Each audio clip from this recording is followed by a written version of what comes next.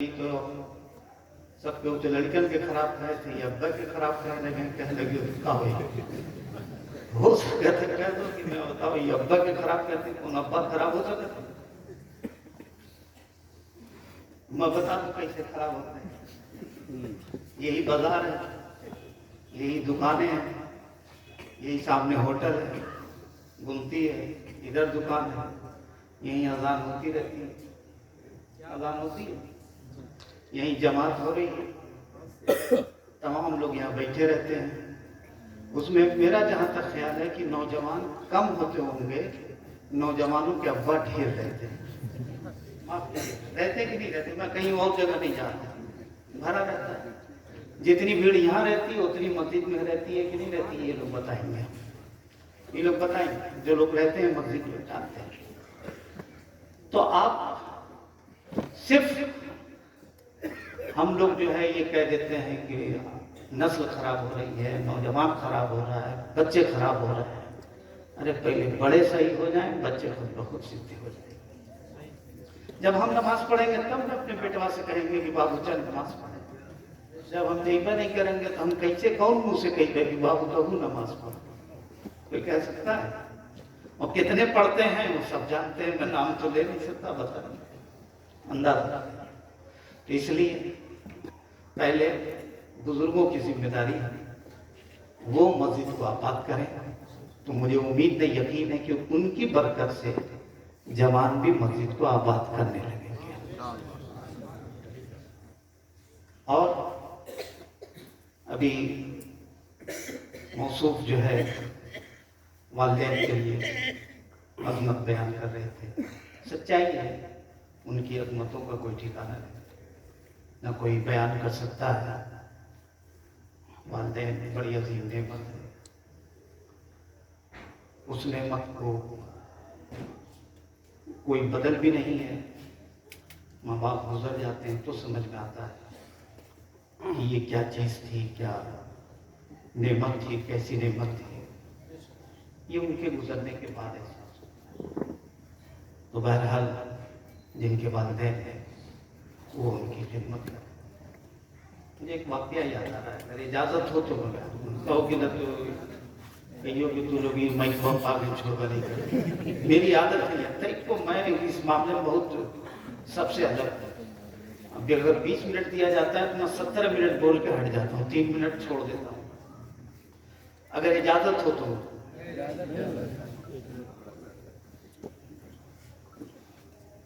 आका करीम नबी करीम सल्लल्लाहु अलैहि वसल्लम ने भी बताया कि माँ की अजमत क्या है, वालिद बुजुर्गवार की मर्तबा क्या है। बता रहे थे क्योंकि मुझे उस वक्त मेरे जहन में आई थी बात कि माँ की अजमत क्या है। हम कहाँ इधर उधर से जाने, हमें जो कुछ भी मिला है तेरे ही दर से मिला है, सरकार की बारगाह से मिला है। वहीं से पता चला कि माँ की अजमत क्या है, वालिद बुजुर्गवार की का मर्तबा क्या है। आका करीम नबी करीम सल्लल्लाहु अलैहि वसल्लम तकरीर फरमा रहे थे, बात फरमा रहे थे। सहाबा इकराम का मजमा था और जिक्र होते होते, तकरीर होते होते वालिदैन की अजमत पे तकरीर फरमा रहे थे, वालिदैन का मर्तबा बता रहे थे। और बिलखुसूस वालदा का जिक्र है। आका करीम ने उनके मर्तबे, उनकी अजमत को बयान किया। बयान करते करते मेरे आका नबी करीम सल्लल्लाहु अलैहि वसल्लम की आंखों में आंसू आ जाते, आंखों में आंसू आ गए, जबान कपकपाने लगी, बदन एक थोड़ा सा हरकत में आया, जैसे कांप रहा। रसूल पाक सल्लल्लाहु अलैहि वसल्लम की आंखों से आंसू चेहरे मुबारक पे आ गए और आवाज ऐसे लगी कि शायद अभी चीखी सिसकियां सी। साहबा कराम देखते रह गए, अभी सरकार तकरीर फरमा और फिर सरकार रो रहे हैं, आंखों से आंसू, आवाज कपकपा रही है, माजरा क्या है। एक साहबी रसूल खड़े होते हैं, खड़े होकर कहते हैं, या रसूल अल्लाह, आप तकरीर फरमा रहे थे, बात फरमा रहे थे, फरमाते फरमाते आप रोने लगे। तो आका करीम ने कहा, क्या बताऊं, माँ का जिक्र चल रहा था, जिक्र करते करते مجھے میری ماں یاد آ گئی، مجھے میری ماں یاد آ گئی۔ آپ بھی جانتے ہیں، دنیا جانتی ہے کہ رسول پاک کی والدہ محترمہ کا انتقال کب ہوا تھا۔ جب 6 سال کے میرے آقا تھے، مقام ابوا میں مدینے سے واپس آ رہے، اس وقت رسول پاک صلی اللہ علیہ وسلم کے والدین والدہ حضرت آمنہ بی بی کا انتقال، لیکن تقریر فرما رہے ہیں مسجد نبوی میں، تب فرماتے ہیں کہ آج مجھے میری ماں کی یاد آ گئی، اور یاد آئی تو میں رونے لگا۔ بولے کاش میری ماں آج زندہ ہوتی، کاش میری ماں آج زندہ ہوتی اور میں نماز پڑھاتا ہوں، اور نماز میں بھی وہ نماز جس میں زور سے تلاوت کی جاتی ہے، تلاوت کر رہا ہوتا ہے، اور تلاوت بھی میں سورہ فاتحہ پڑھ رہا ہوں۔ رسول پاک فرماتے ہیں کہ نماز پڑھا رہا ہو، اور وہ نماز جو تلاوت جس میں زور سے کی جاتی ہے اور تلاوت بھی میں کر رہا ہوتا تو سورہ فاتحہ پڑھ رہا ہوتا، اور سورہ فاتحہ کی تلاوت کر رہا ہوتا، نماز میں کھڑا ہوتا اور پردہ ہٹا کے چمن سے میری ماں مجھے پکارتی، اے محمد ادھر چلے آؤ، تو میں وہی نماز کو موقوف کرتا اور ماں کی خدمت میں حاضر ہو جاتا۔ سبحان اللہ۔ نماز کو میں وہی موقوف کرتا اور ماں کی خدمت میں حاضر ہو جاتا۔ آقا فرماتے ہیں، رسول پاک نے جب یہ ذکر کیا تو صحابہ کیا لگا ایسے کہ ایک ہنگامہ، چیخیں نکل پڑی، ادھر رسول پاک بھی رو، صحابہ بھی رو۔ تو یہ عظمت، یہ ماں کا مرتبہ کہاں سے ملا ہے؟ اسی بارگاہ رسول، سبحان اللہ، سبحان اللہ۔ میرے آقا نبی کریم نے یہ ہمیں بتایا۔ ایک اور سن لیجیے بات جب آئی گئی، حضرت ابو ہریرہ رضی اللہ تعالیٰ عنہ ایمان لیا ہے، اور ان کی والدہ ایمان نہیں لائی، ایمان نہیں لائی۔ اب ابو ہریرہ جب ایمان لیا ہے تو اماں جو ہے ناراض رہتی تھی، مسلمان ہو گئے ہیں تو ہر وقت جو ہے ان کو کوستی رہتی تھی، ڈانٹتی رہتی تھی، برا بھلا کہتی رہتی تھی۔ ابو ہریرہ کچھ نہیں کہتے تھے، خاموش رہتے، کیونکہ بارگاہ رسول میں سن چکے تھے کہ ماں کا مرتبہ کیا ہوتا ہے۔ گالیاں سن لیتے تھے، کچھ نہیں کہتے تھے، واپس آتے رسول کی بارگاہ میں حاضر ہوتے، پھر چلے جاتے، ماں کی خدمت کرتے رہتے، رات کو پانی بھی دیتے، یہی ایک سہارا تھا۔ ابو ہریرہ اپنی والدہ کا تنہا سہارا تھا، خدمت کرتے رہتے، لیکن ماں ان کو برا بھلا کہتی رہتی۔ یہ خدمت میں انہوں نے کبھی کمی نہیں کی۔ ایک روز والدہ نے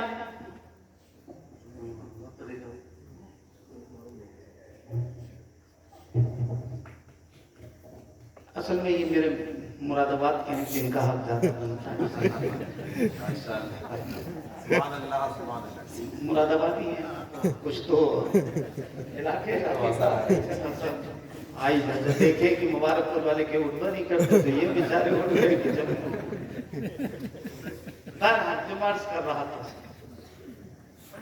جناب ابو ہریرہ کہتے ہیں مکانیاں سنتا رہتا تھا، کبھی میں نے جو ہے ماں کو کچھ نہیں کہا، لیکن ایک روز ہوتا یہ ہے کہ والدہ ابو ہریرہ کو برا بھلا تو کہتی ہیں، ساتھ ہی ساتھ آقا کریم نبی کریم صلی اللہ علیہ وسلم کو برا بھلا کہنے لگتی ہیں۔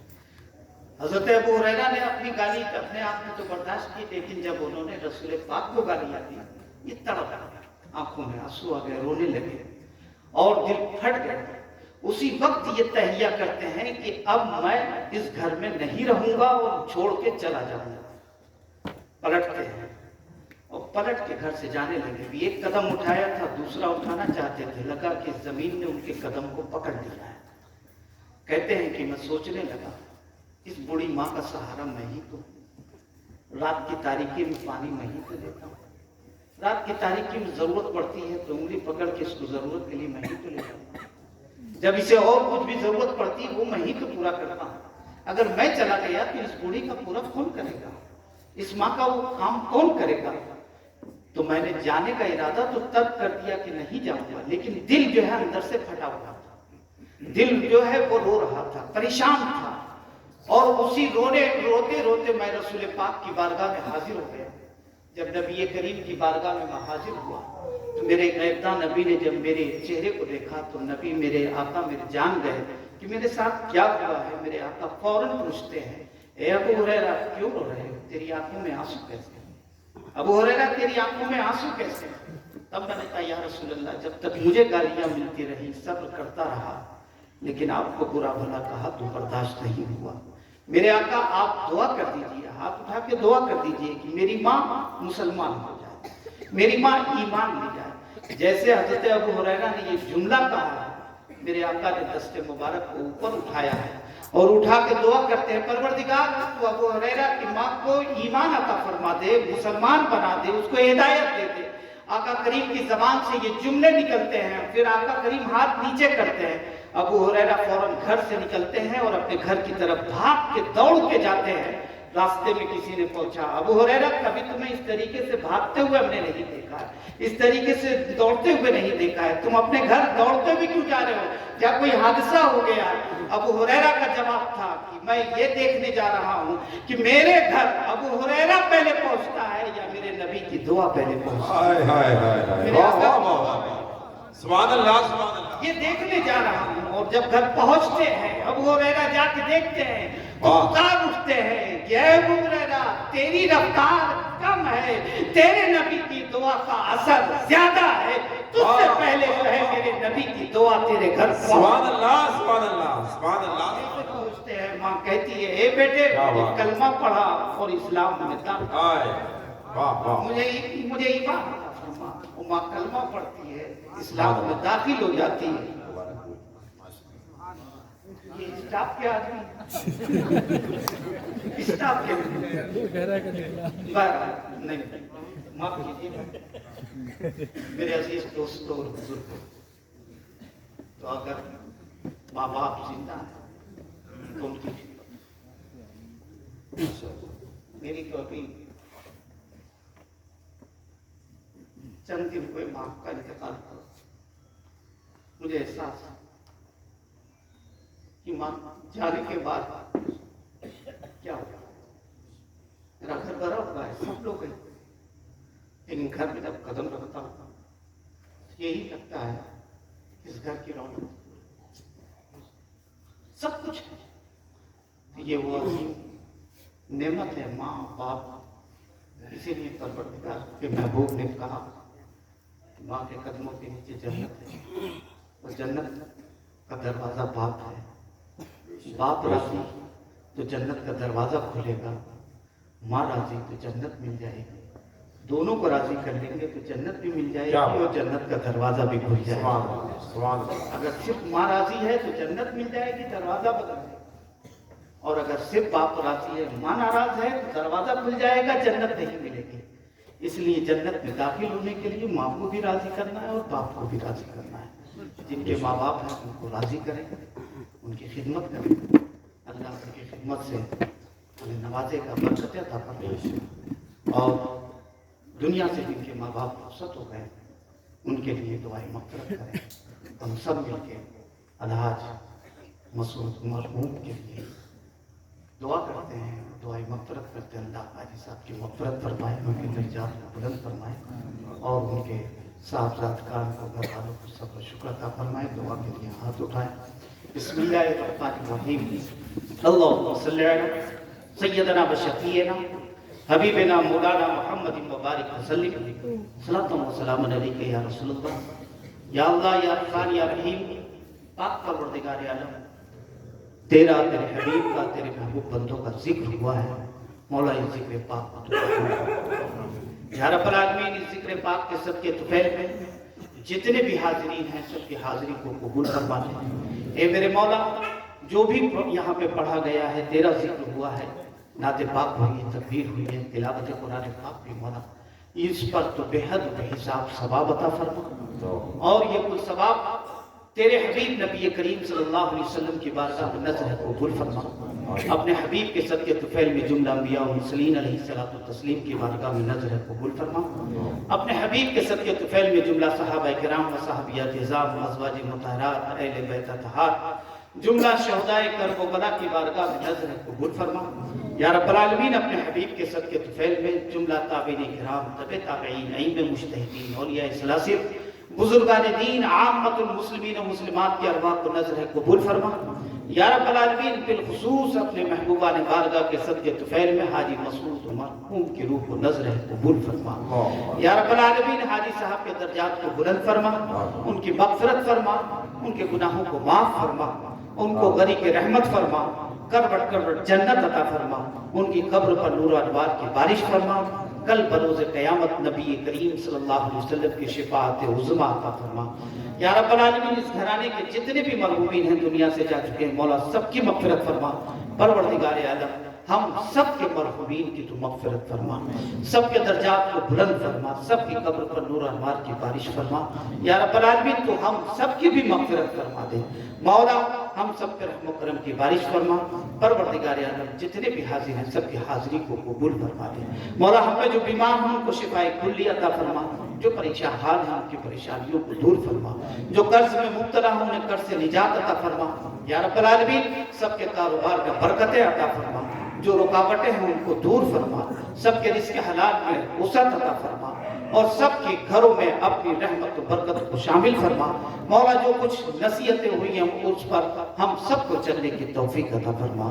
یا رب العالمین تو ہمارے دامنوں کو مرادوں سے بھر دے مولا، ہماری پیشانیوں میں سجدے کی تڑپ عطا فرما مولا، ہم سب کو ہدایت عطا فرما مولا، ہم سب کو نیکی عطا فرما مولا، ہم سب کو اچھے عمل کرنے کی توفیق عطا فرما۔ یا رب العالمین ہم سب کو نبی کریم صلی اللہ علیہ وسلم کی محبت میں جینے کی توفیق عطا فرما، اور اسی محبت میں ہم سب کو موت عطا فرما۔